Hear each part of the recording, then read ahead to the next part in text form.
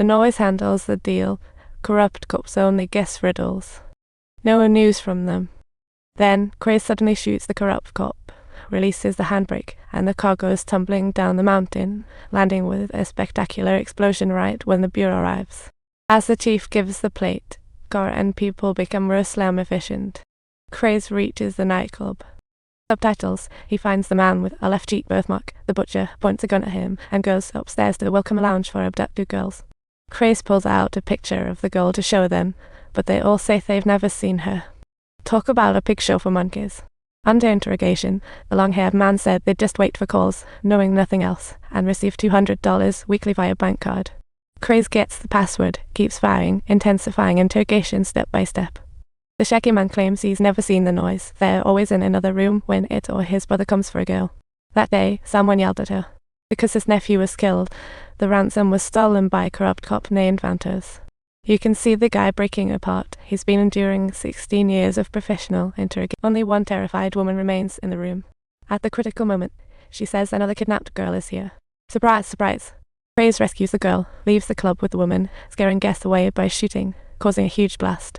The nightclub goes up in flames, and after leaving, he calls the reporter, asking if any girls around 12 have gone missing lately. The reporter said a kidnapping occurred last night involving this girl. Minutes later, he arrived and Creasy handed them over. He also gives the bank card, asking the reporter to find out who deposited the money. Then he asks if they know Vantos, a cop. The reporter does. Vantos is from the anti-kidnapping squad. He's committed crimes but never charged. Clearly he's a corrupt cop, a leader, or Amanda's boss. The reporter reminds him that Vantos' protection is tighter than the Mexican president's. The reporter schedules another meeting with the bureau chief, leveraging their special relationship. He asks the chief to find the card's transaction details. Creasy goes to Vantos' area, holds an elderly couple hostage, and uses their windowsill. The old man tells him the Vantos security is tighter than the president's. Well then, let's spice things up.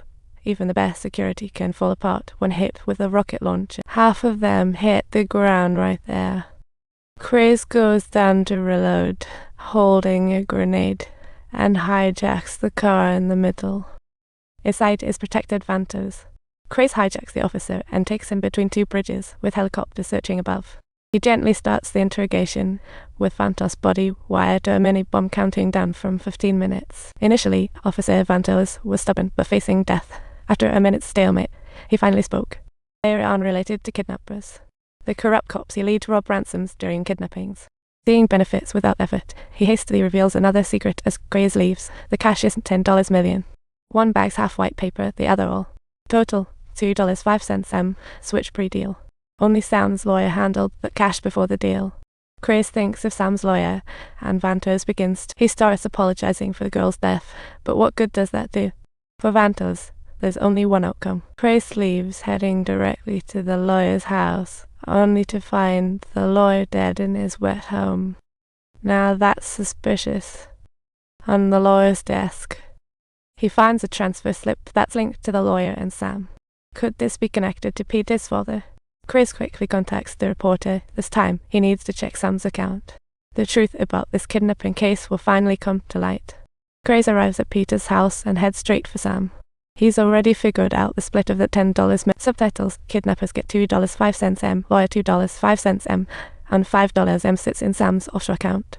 The culprit is Peter's father, Sam, now living in misery, having inherited nothing from his dad. Instead, he's burdened with gambling debts and troubles. He had kidnap insurance, so he plotted the kidnapping with a lawyer to get a large payout and sustain his business. The lawyer initially told him Peter just needed to sit, watch cartoons, eat ice cream, and return home safely in 2 days. But unexpectedly, Vantos and his corrupt cops emerged, leaving Sam guilty and regretful for killing the lawyer. Subtitles broken. She now only wants to kill her husband. Creasy leaves an empty gun, takes out the bullet he once used for suicide. He tells Sam to take care of his own mess, but honestly, Sam has lost all faith around here anyway. After Creasy leaves, the reporter checks the bank. Subtitles: the remixer is Noise's wife. Creasy sneaks into Noise's home per the address and gets shot again. While escaping, Noise's brother is hit by a car. Creasy holds the family hostage, seizing Noise's wife and the injured brother. Under death threats, the woman pages Noise. She's smart, yet family means everything. During the call, Creasy breaks his brother's hand, making the wife scream and hand him stacks of cash. He doesn't know Creasy seeks lives, not money. Noise, after deep thought, decides, one life for one. Turns out Peter's intact. Noise is a businesswoman worthless if dead, but Peter lives. Creasy is thrilled but needs proof Peter's alive. She tells Noise to ask the girl her daddy's name. After the Noise inquiry and subsequent callback, Grace confirms it. Peter's alive. The Noise demands the girl's life to trade for Grace and her brothers. On the way, Grace tells Lisa they'll meet at the highway for the deal.